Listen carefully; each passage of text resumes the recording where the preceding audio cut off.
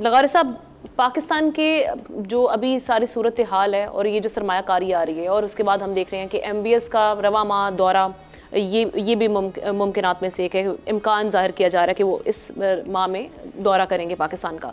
सारी सिचुएशन को देखते हुए, आज के बयानात को देखते हुए, अभी तक की जो डेवलपमेंट्स हुई हैं, पाकिस्तान के मुआशी नमू के इम्कानात रोशन हो गए हैं, हमें अब ऑप्टिमिस्टिक होना चाहिए? एक तो ये कि हालात ऐसे हैं कि हमें होना चाहिए। मोहम्मद बिन सुलेमान ने सऊदी अरब में बड़े इनकलाबी इक़दाम किए। उन्होंने जिस तरह से करप्शन पर एक पूरे का पूरा एक धावा बोला था, करप्शन को ख़त्म करने के लिए जो इक़दाम किए थे वो बहुत ज़बरदस्त थे, जो हमारे यहाँ नहीं हो सके अब तक।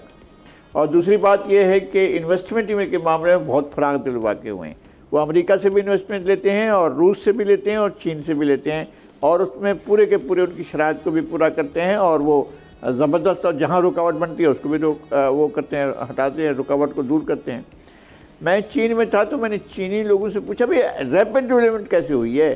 यानी आप कहते हैं कि जो हमारी कम्युनिस्ट सोसाइटी है, हमारा कम्युनिज़म हमारा निज़ाम है, और उसमें तो ये ऐसी डेवलपमेंट कैसे हो सकती है? उन्होंने कहा कि एक तो चाइनीज़ करैक्टरिस्टिक है हमारा अपना, और दूसरी ये है कि हमने अपनी प्रोटेक्टिव फोर्सेस को एक्टिवेट किया है। सबसे बड़ी बात यह है कि हमने बैरून मुल्क मुकीम चीनियों से ये कहा है कि ले आएँ पैसा, और ये आपका पैसा यहाँ महफूज है, आएँ और अपना पैसा यहाँ खर्च करें, और आपको कोई रुकावट मिलेगी, हम मौजूद हैं।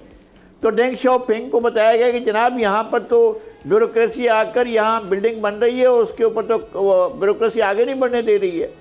वो खुद जाकर वहाँ से उठे और जाकर कैंप लगा दिया, उस बिल्डिंग जब ज़ेर तामीर थी उसके सामने कैंप लगा दिया। उन्होंने कहा बताएं जी कौन रुकावट बन रहा है, उसको बुलाएं। फिर उसके बाद जो है वो पूरे का पूरा कंक्रीट एक जंगल बन गया इमारतों का, बहुत बड़ा, शंघाई में भी और बीजिंग में भी और ईरान में भी, और हर जगह पर तमाम डेवलपमेंट जो है पूरे चीन में हो गई। और चीन अब ऐसा कर रहा है कि जहाँ पर लोग नहीं, जहाँ एनर्जी का मसला इस हद तक हल किया है कि उन्होंने अपने चांद जो है वो आसमान पर डाल दिए हैं, वो जो शहरों को रोशनी देते हैं, और इस तरह के माहौल उन्होंने खुद अपने मुल्क में पैदा कर दिया है।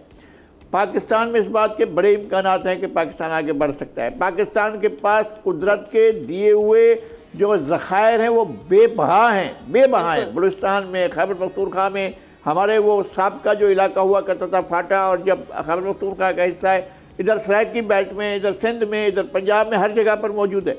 लेकिन असल मसला यह है कि हमारी ये जो ब्यूरोक्रेसी रुकावट है वो कैसे इस मसले को हल करने देगी। जो हर जगह पर कमीशन को देखते हैं कि कहाँ से हमारा कमीशन कहाँ है, वो जो देखते हैं वो इस मामले में कैसे उनको हटाएंगे, क्या हो सकेगा। हो सकता है कि जनाब ये फौज का भी इंटरेस्ट है और वो साथ भी हैं, लेकिन एग्जीक्यूशन की जो एग्जीक्यूटिव अथॉरिटी है वो आपके पास सिविलियंस के पास है। वो उस अथॉरिटी को कैसे इस्तेमाल करेंगे, या पार्लियामेंट उसको कैसे इस्तेमाल करेगी, या दीगर हमारे इदारे जो हैं वो कैसे इंसाफ फराहम करेंगे, ये बड़े सवाल हैं, ये मौजूद रहेंगे। और दूसरी बात है कि आपकी बहुत बड़ी एक मैन पावर जो है वो दुनिया के दीगर मुल्कों में मौजूद है, यूरोप में मौजूद है, अमेरिका में मौजूद है, और मिडल ईस्ट में मौजूद है। जो आपकी मेन पावर है, स्किल्ड मेन पावर जो है आपकी बाहर चली गई है, उसको वापस लाने के लिए आप क्या कर सकते हैं? आपके इंडिजीनियस रिसोर्सेज इंडिजीनियस हैं, आप मेन पावर जो है वो स्किल्ड मेन पावर वो इंडिजीनियस होगी, फिर आप तरक्की करेंगे और बहुत ज़्यादा आगे जाएंगे।